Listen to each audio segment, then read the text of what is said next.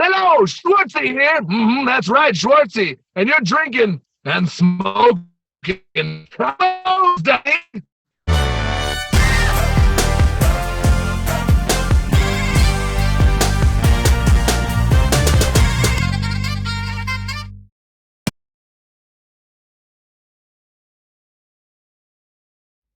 All right, everybody. Want to thank Reaper Apparel for having Drinkin at Moe's be a brand ambassador. They encourage everybody to break out of that comfort zone, live their best self, which, hey, that's what got me starting the podcast. But they got great clothing, great apparel, t-shirts, hoodies, beanies, hats, all that good stuff. Be sure, link will be in the description, and use the code Drinkin at Moe's to get 10% off your order. Let's fucking go. All right, everybody. Welcome Drinkin at Moe's. Big Mo here. Be sure, as always, YouTube, like, subscribe, share, all the good stuff, because it helps with that pain in the ass algorithm. We're most places you can find your podcast. Today, I am happy to have with me the guy behind Flophouse Wrestling. How the heck are you doing? Hello, yes, hello, Mo. Schwartzy here. How are you today?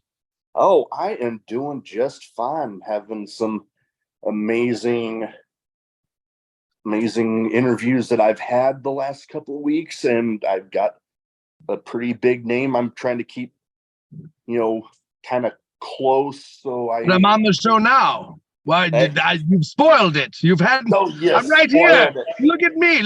Tell everyone how handsome I am. Mo, I have a question for you. Actually, I know how the show goes. I know it's called Drinkin at Moe's.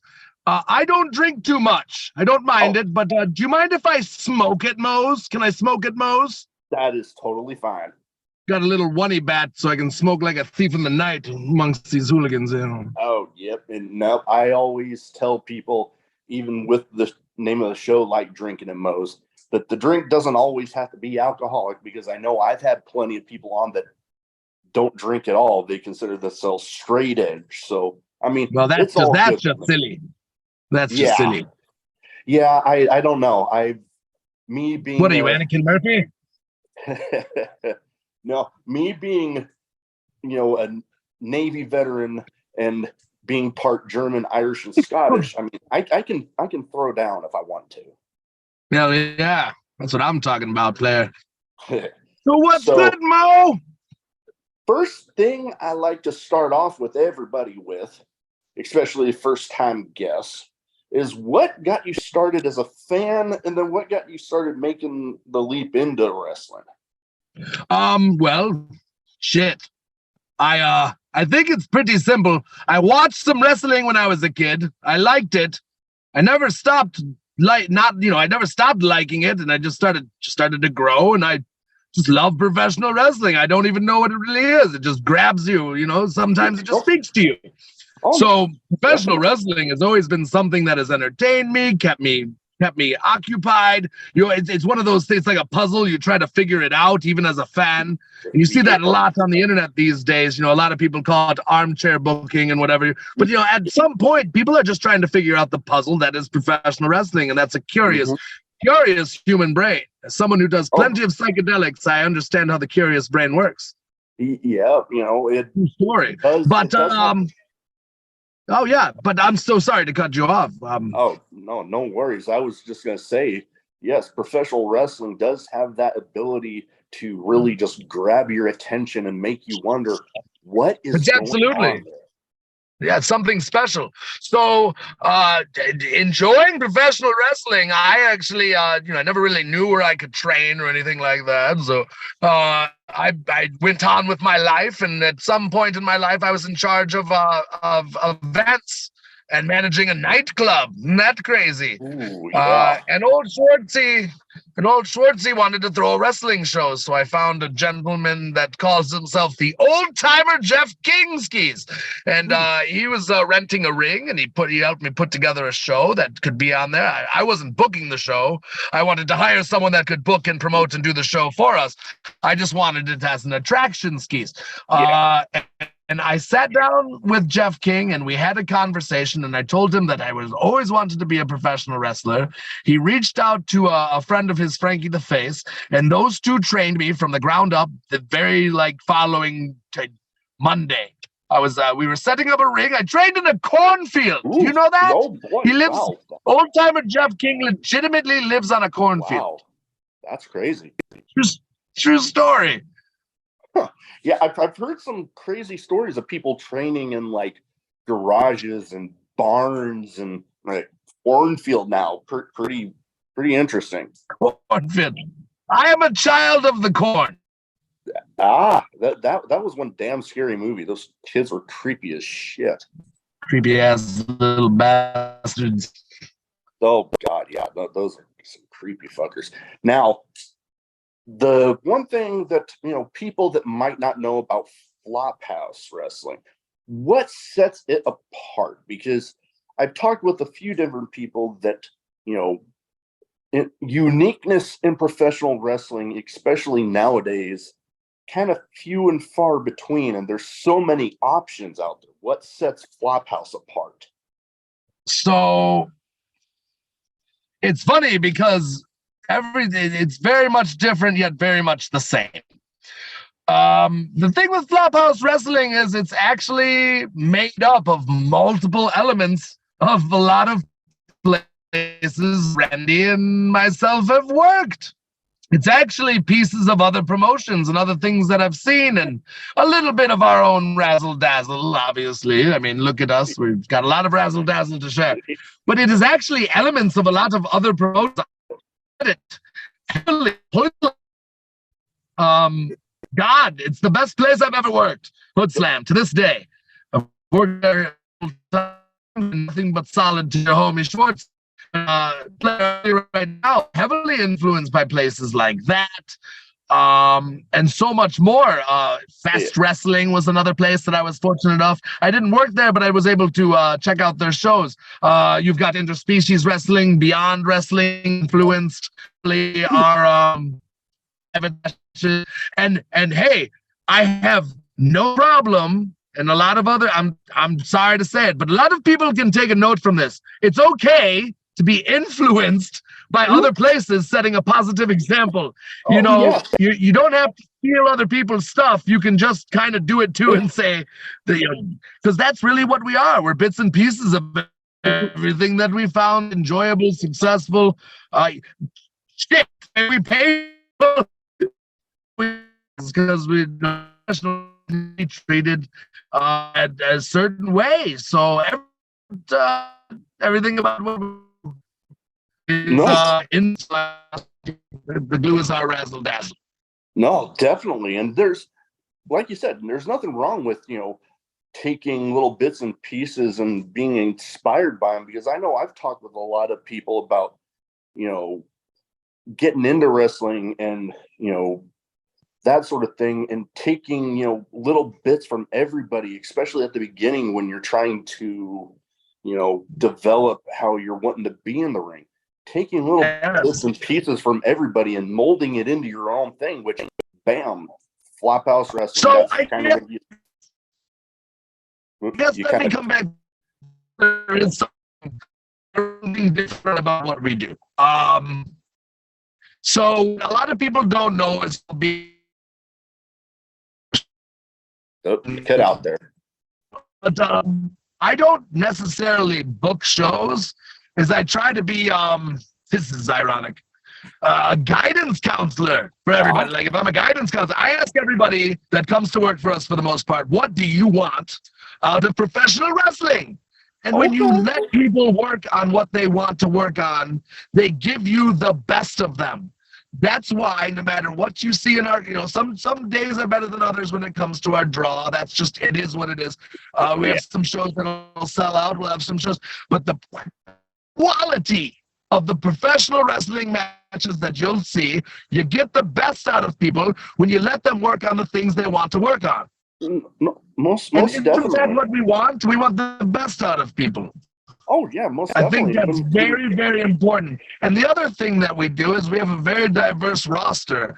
I just don't feel you have to wait for a certain month to roll around to celebrate diversity, difference, absolutely eclectic ways of life are all around us, and they should be celebrated every day.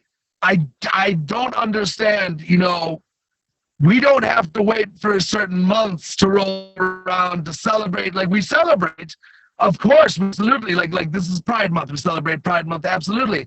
But Yes. we have a very awesomely queer roster. A very awesomely queer roster. Like, some of the best. We've got Gigi Jacobs. We've got Juniper. We've got Remington Rhor. Holy shit! These are great talents that everybody, good talent should be celebrated year round. And I don't. I implore and challenge a lot of other people to do that. Every month, celebrate every day. Make sure Zane Paisley, God bless him, works for us, our ring announcer. We one day said, "Hey, Schwartzy, I just want you to know that I really feel our flyers should be as diverse as humanly possible." And it's just something that's conscious amongst our whole group of people. Everybody just wants to make sure that all humans are comfortable. Oh, most definitely. And I often say, Drinkin and Moses for everybody. And I went to a concert not that long ago where the singer at one point said, he has a song called My Kind of Folk. And he talked about, it doesn't matter if you're white, black, Asian, gay, straight, bi, whatever. If you're there, you're his kind of folk. And you know what? That's the way I consider my podcast. It don't matter if Number one rule: don't be a dick. Just don't be a dick, right? Yes, absolutely. That is my whole thing. My whole thing is if you're happy and you're treating people good and you're not being a dick, hey, we're all good. We're all in this together. Most the way definitely. It is. Most definitely. Now, Flophouse, you guys got a show coming up on July 14th. And you know what? Hell, it is just 2 days after my damn birthday. I got a couple big episodes of the podcast that I got coming out that week. But you know what? To help, with this one, I am going to have this out as an extra to, not only celebrate the show on July 14th, but also a little something special for my damn birthday. We're going to have it out there that week. Yeah, baby. And, you brought up one guy that, as of recording this, 2 days from now, I will be recording with him, and he's going to be on that show, and he's been on some other Flophouse shows. Remington Rhor, again, it's going to be having a match, and I've been seeing some of his stuff lately, and intensity. But did you see what happened on Monday night? Did you see the Flophouse show? You know what? Man. I don't know if I was able to catch that one. So I'll just recap it real quick. Remington Rhor didn't win his match. Wasn't pinned or anything like that. Didn't win his match. Was just pissed off, brooding all night. And then absolutely obliterated MM3 after his match, or during his match, for no reason. I mean, they're fighting each other at the No Ring show coming up. Next week, they're going to be wrestling. They're going to fighting each other in a No Ring match. This man brutalized MM3. Yeah, I was going to say, yeah, that's the match that they're having. And you know what? I've been to a No Ring show, and those are a whole different animal. And they're a very different animal, yes. Oh yeah, and the guy that runs it, who Malachi Matthews, he was good to me there because. Oh yes, I've worked for Mid Death Pro. Yes. Oh yes, Mid Death. Yes, it was a great show. I unknowingly entered into the raffle and won a section of a door that was broken in the show, autographed by everybody. That's and fantastic. when my wife saw it, she's like, "Is that blood on there?" And I'm like, "Oh yeah, I guess that is." I walked away with a couple other souvenirs, like a piece of a light tube that the metal part broke off and hit me in the foot. Oh, that's winner chicken dinner, I guess. I guess so. But yeah, no, the thing that I like regarding this match, especially after what you brought up there between Remington Rhor and MM3, is the continuation of a bit of a story with them two, with the getting brutalized after the thing they had this last weekend. And, a lot of independent wrestling nowadays seems to be like just kind of random stuff thrown together, not really a story in a lot of places. And it's cool to see that kind of being continued there. Funny too, because it's not just Malcolm. It's not just MM3. If you see what we have announced for August 4th, no fucks given. Yes. SummerSlam weekend, Detroit. It's going to be against the DBA in a death match. Ooh, so to be honest with you, I think Remington's just kind of sick of the Monroe family right now. And I love the Monroe family. I love MM3. They are, it's not even enough, but let's just say pillars of the professional wrestling community in general. The Monroe family is an absolute pillar, the longest by miles operated and owned black wrestling company in North America, in the world. I think the world, to be honest with you. They're pillars of the wrestling community. Yeah, XICW. Yeah. It's a true story. They do history well to know. But I feel that Remington Rhor is just kind of young and he's upset. And, he's in his feelings. A very big, meaty, metal motherfucker like him gets in his feelings. It's not like some emo child getting sad. He gets angry. He gets pissed off. He throws things. He breaks things. He's destructive. There's a whole different computer in the machine. Oh, most definitely. And another match going on. And the next no-ring death match. Oh, yeah, that's going to be... Now that's going to be insane. Now, don't mean to cut you off there. I know the connection's a little weird, but the next match that I was wanting to talk about, because I am fairly familiar with her, because we talked a little bit about Mid-Death Pro. Sure. One of my friends actually faced off against Randy West at a Mid-Death Pro show once.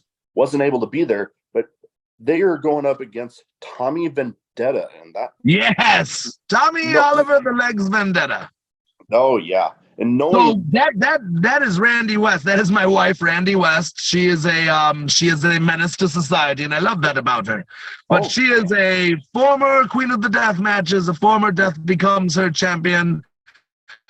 Tournament winner. She is a former goddess of gore. She is a AWR champion. She is the current RPW, and I'm missing a whole lot more. IPW women's champion. She is a walking trophy case.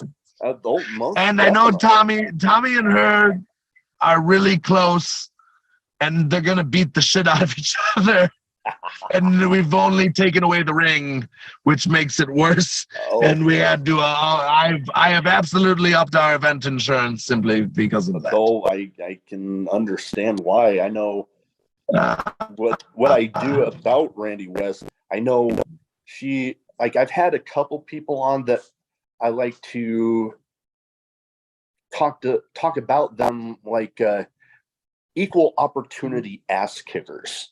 Yes, Randy equal rights and equal lefts. Definitely one of those. Now, definitely want to talk about, you have an interesting match coming up there. The Kamikaze title match, which Yes. you and Eric Dillinger. That's going to be interesting. Describe to me the Kamikaze title, because I'm not as familiar, because I'm not able to travel out as much as I might like to. So I'll run it down for you. Let's just say the RPW, the Rust Belt title is the heavyweight world deathmatch title. They have a world title, but it's the deathmatch world title there. I am the workhorse champion, as I that is what that is what the general idea of that title is. I don't care. I'm just trying to speak to everybody. I don't know. I'm not much of a horse. But but it's the workhorse title. It's a traveling title. It is the traveling deathmatch title. It is to be defended absolutely anywhere, every time, under any sort of deathmatch circumstances. Anything short of the 24/7 rule, because it does not have that. But it is to be defended, and I have multiple defenses lined up, assuming that I can retain each one. If not, I'm going to be out some money at some point. And pretty brazen. Yes. But it is. I'm a big proponent of working and grinding and earning. And homie, that's what I'm gonna do. I'm doing it. I plan on doing it this weekend or next weekend with Eric Dillinger. I think the thing is, a lot of people like to say, I've retained this title for many days. My wife is even one of them. It's all about how many days you've held the title. I think it's about how many defenses you've had. Yes. With the quality and the amount of defenses that define you. Even if it's only 300 days that I hold the belt skis, homie, if I've defended it 200 times. Oh, yeah. You can't touch that. Oh, most definitely. So I plan on defending that title as often as humanly possible.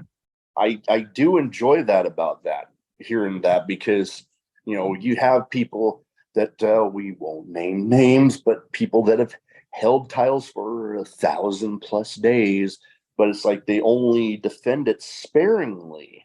They're only on the damn shows sparingly. But when you're defending it constantly all over the place, racking up those many defenses, there is something about defending it and retaining it that makes those days that you're holding it that much more special. I think the flip of the coin on that is I hold a very prominent title in independent wrestling. That means I have a voice. That means despite what people want to do or say or this or that, they have to listen to me. But I can use that voice responsibly. If I give out title matches, I'm giving out opportunity. I have an opportunity myself to give opportunity to talent that might not get it. I have the right to choose who I face at times. I can defend it against that don't even have the chance, that don't have a voice that's being heard, and that have been busting their ass for years at a time to get an opportunity. And would it be the worst thing if they caught me for 3 seconds on any given day and somebody had an opportunity to shine? I always am confident that it'd be whack, but I have voice is meant to be given opportunity right now, and I will use it to raise as many people up as I can, while I can, as often as I can. Oh, most definitely. And that right there speaks a lot of a champion that will do stuff like that, because, a lot of people might be kind of scared to lose that title. But when you're out there just ready to give people an opportunity. That's the difference, homie. I can't afford to be scared to lose my belt, because daddy, that belt. If I don't think I'm going to lose that belt, I will not lose that belt. Most definitely. Now, next match, there's on here the Dragons versus the Bruisers. Oh my goodness. That looks like intensity right there. And I'm a fan of tag team wrestling. Big fan of tag team wrestling. That's gonna be just murder. They're just going to splatter each other all over the walls. That is just violence for the sake of violence. That is going to be some sort of thing. Oh yeah. The Bruisers, we all know about the Dragons. They're good. They have the resumes. They've done what they've done. They've been where they've been. One even going to Japan. But the Bruisers have only been in the business 3 years, and they've accomplished quite a bit. So I'm just saying that. Yeah. No, that's. I think they're very. You kind of cut out there. Oh no! There's going to be blood on the walls. Oh yeah, no, most definitely that one. Just looking at that, I can tell that it's going to be just insanity, and I love it. I'm scared for the venue. Oh God, yeah, no, that would be. they're in for a doozy of a night, to say the least. Why the long shots on it, if I can be let Daddy shoot for a second. They are wonderful. They're fantastic. They let us do almost too much. They let us get away with all types of murder. I love them very much. They're so good to us. People don't understand. You got to come see these long shot shows. They let us do anything. Oh man, hopefully here soon I'll be able to make it out to a show and see the craziness live, because I love a good, intense, crazy show. Yes. Now, there's more than just on the July 14th show, more than just wrestling going on from what I was seeing from the yes. We have the punk and rock stylings of denim, wet denim and paint job. We have actual punk rock music being played in a punk venue with fucking murder sport going on. These bands are absolutely on fire. I'm telling you, when I say we're only selling 100 tickets and they're going to go fast this time, they're going to go really, really fast skis. They're going to be gone because there's people that love this band that heard people are going to bleed for them. They have diehard loyalty. These guys are great. You should look them up on YouTube. I definitely will have to, because wet denim and job, Indianapolis music staples. I will definitely be looking them up. Now, I have two categories because I know we need to kind of keep things going, because Sure. I have two categories I'd like to do with everybody, especially people that are on for the first time. One is a bit of a name game where I name off some people that, for this, some people that I've seen and noticed have been advertised for Flophouse. And, you give me some thoughts on the people. Some of these I've talked with about hopefully being on the show. One has actually been on the podcast before. First off, a guy that I mentioned before we started recording that I'm a huge fan of his, Hoodfoot.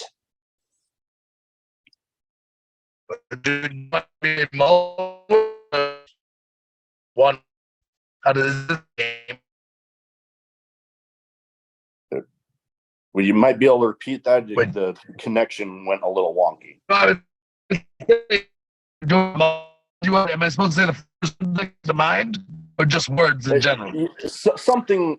Your quick thoughts on the person. Okay, because I'm high on marijuana, so that's a thing. Hoodfoot is he's just a great good human. He's an incredible, talented wrestler. It is crucial that people like him make it to some degree. They're important, integral parts of professional wrestling. But he's like the real person I've ever met besides my wife. Oh, most definitely. That's awesome. I know. I've been a huge fan of his, and I was actually watching live when he had that little bit of a scary injury a while back, and had that match that had a pretty scary cut that, all of a sudden match ended, and I'm like, what the hell happened? And then I hear, I'm like, oh, damn.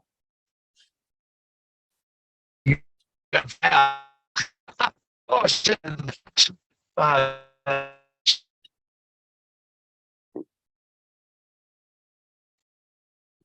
Oh, did we lose you here? No. Oh, right here. Okay. But yeah, no, the connection was, again, a little wonky, but we're doing good. But yeah, like I said, I remember watching him in that match, and I'm like, oh, God, that looks scary. Oh.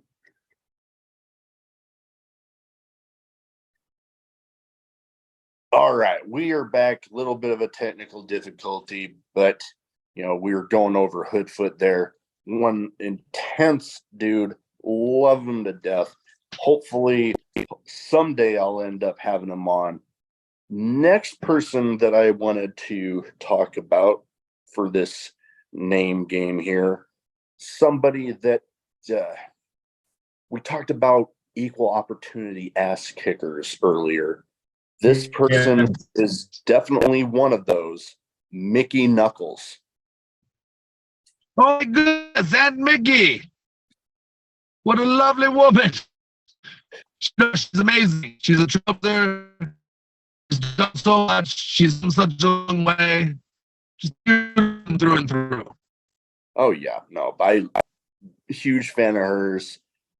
Really fun, good at her job. Definitely. Next person, guy that has actually been on the podcast before, Dale Patricks.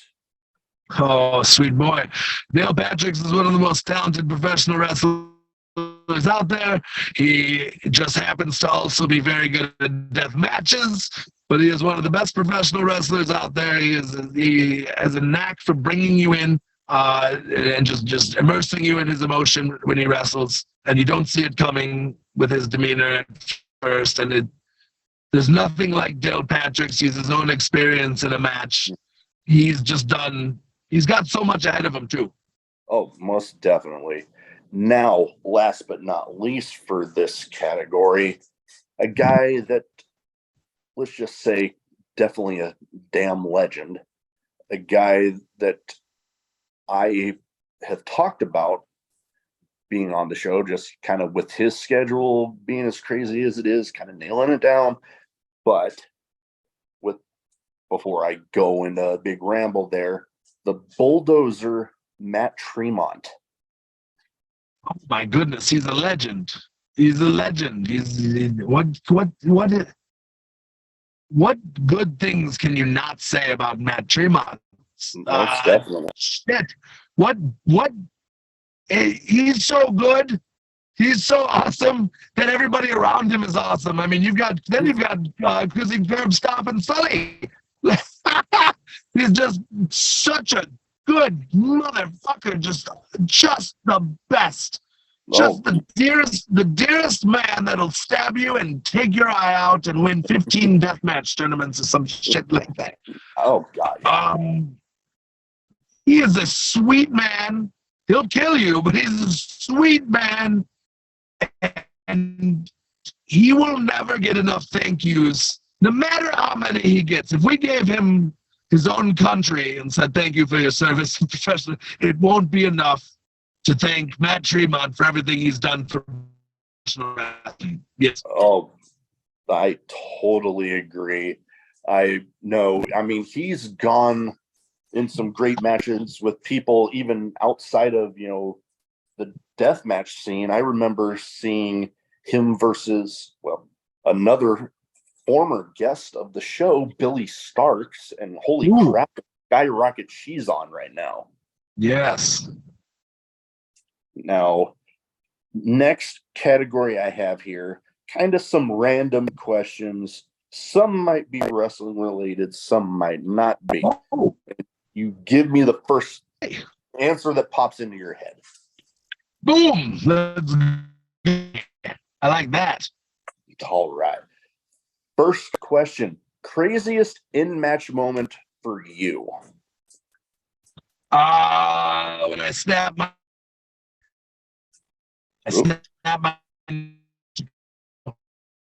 doing a pump kick, the knee I posted on, the MCL went bye-bye, and yeah. Oh, yeah. No, that's some crazy stuff right there. I know. Don't try this at home. It's my don't try this at home deal. Yeah. No, I remember. Like I said, I've witnessed some crazy stuff before at shows. Yes. For Sammy Callahan's promotion, Wrestling Revolver, I was at a show where Jake Christ faced off against Joel Bateman in a death match, and yes. they ended by 4 folding chairs, and they bridged 2 panes of glass on there, and yes. then Bobby Olson came in, and I see him pull out something from his pocket. That and motherfucker. My jaw dropped. Lighter fluid, and they lit the glass on fire. Bobby Olson, I call him Bobby Walnuts. like the Soprano ski. Bobby Walnuts running in doing his business. I was gonna say, I was wondering where that came from, so I'm like, Bobby Walnuts. I get it now. Now, we mentioned that you didn't drink much and all that, but I do feel weird if I don't include this question. And I always ask everybody, favorite drink, doesn't matter if it's alcoholic, and you know what, maybe a least favorite. My least favorite is gin. Tastes like shit. Fine sort of shit. My favorite.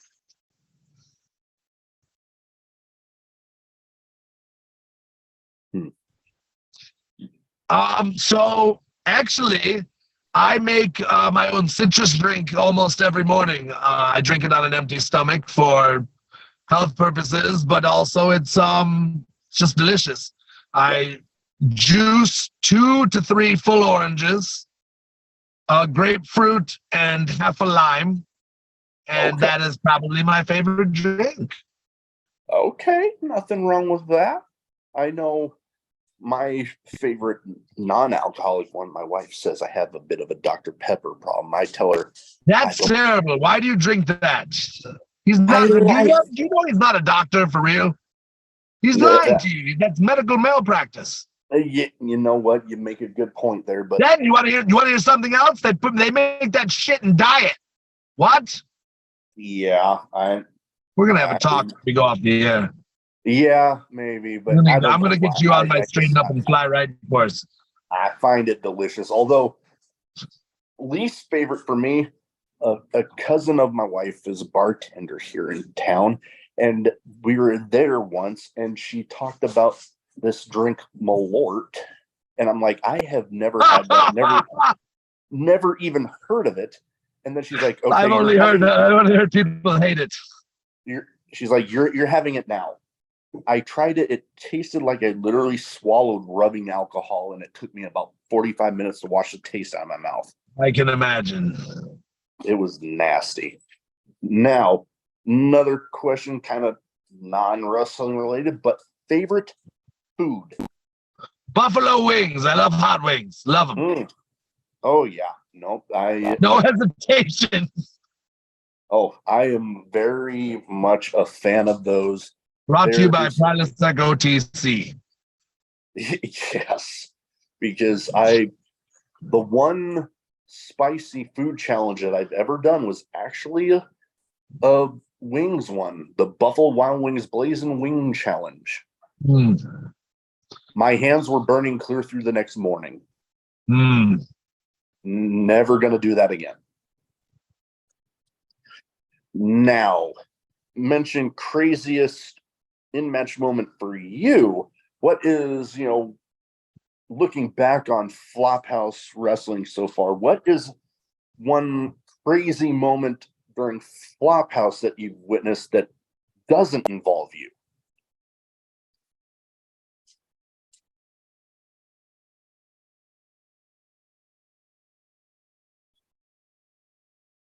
Bit of a thinker, huh? We have a lot of crazy moments. That's the thing, is we're mostly comprised of them. Yeah. I mean, I think, and it's not me, I was on the show, but our first show ever, we were just doing a backyard show in a pandemic with legitimate professional wrestlers in a real ring, and we stopped the whole neighborhood. Cops came and watched. Everybody. We sold keg beer, and we made barbecue, and people were sitting on the roof of the house.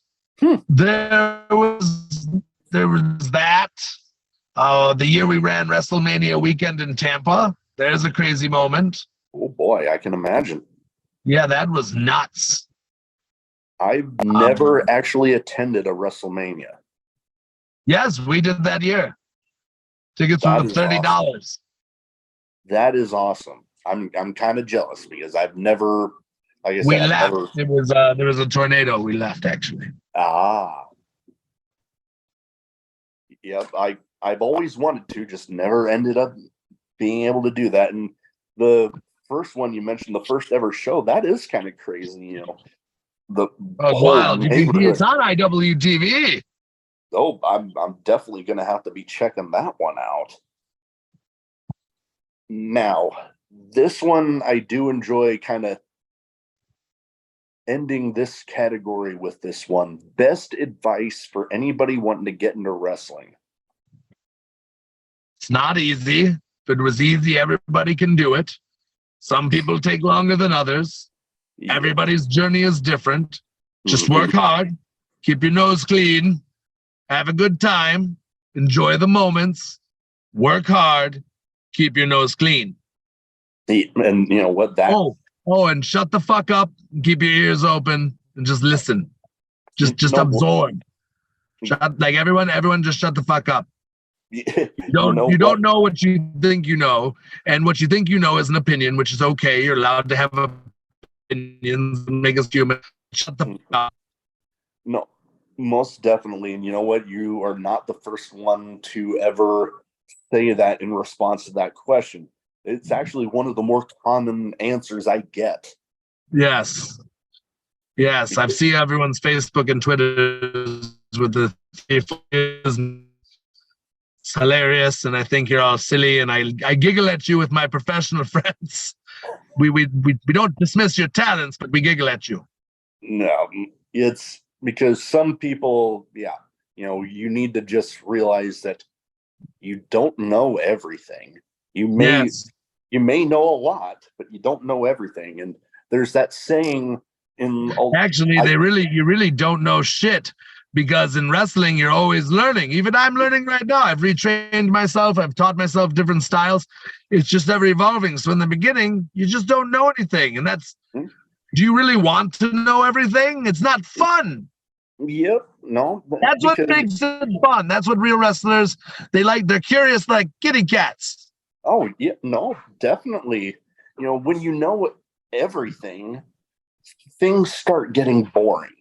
And then it's not fun anymore. So when you're constantly evolving, constantly learning, keeps it fun.